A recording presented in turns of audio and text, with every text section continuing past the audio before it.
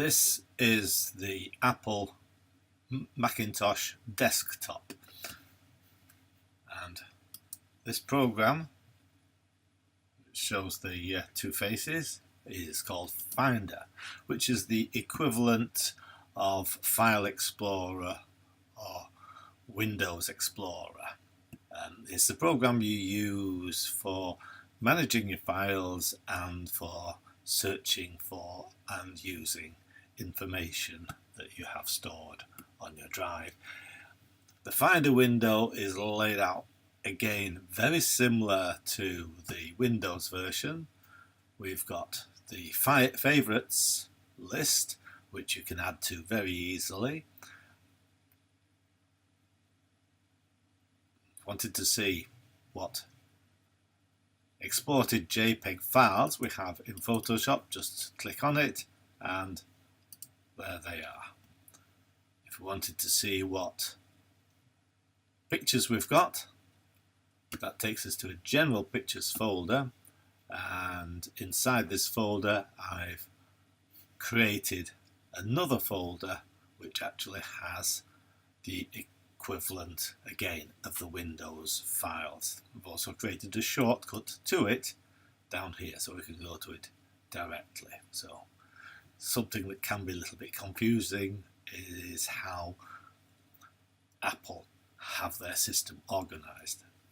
Same thing with the devices. As you can see, this is showing the hard drive that's in the iMac. Wendy's iMac is the portion of the hard drive that is dedicated for her use, which is not a finite amount, it's just a folder that's labelled up as Wendy's, which is when you create your access to the device, it will create the folder for you. And we've got a 32 gig USB drive, and we've got two portable hard drives connected to it, one of which is, as you can see there, it's the prime backup drive, and the other one is used on a similar basis and for transportation. Other things there, it shows which is part of a network system. So that's Finder. Down at the bottom here, let's just close that down or minimize it to the taskbar. We have the programs or the applications that we have as favorite. When you install certain pieces of software on your iMac, the beauty of it is that software, for the vast majority of the cases, is free. It's all included. You don't have to go off buying any software. In fact, the only software we have actually bought for this iMac is this one. It's a video editing software called Final Cut Pro. So that was a one-off fee for that. It comes with iMovie, which is, again, as you can gather from the sound of the name, it is the video editing app.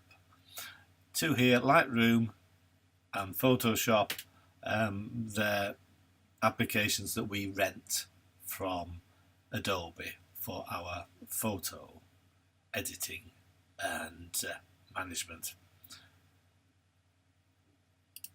If I click on the photos, this is the app that comes specifically with the iMac.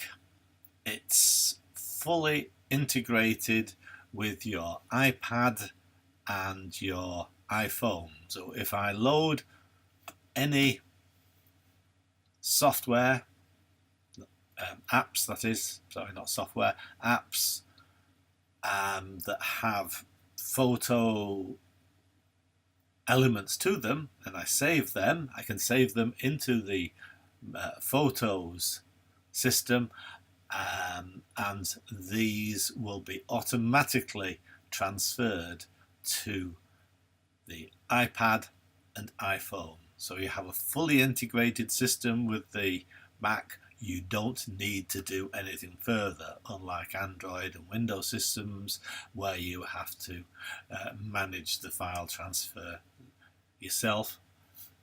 Apple does it for you. And each individual folder, if you click on it, you can click on a particular image and you can do some rudimentary editing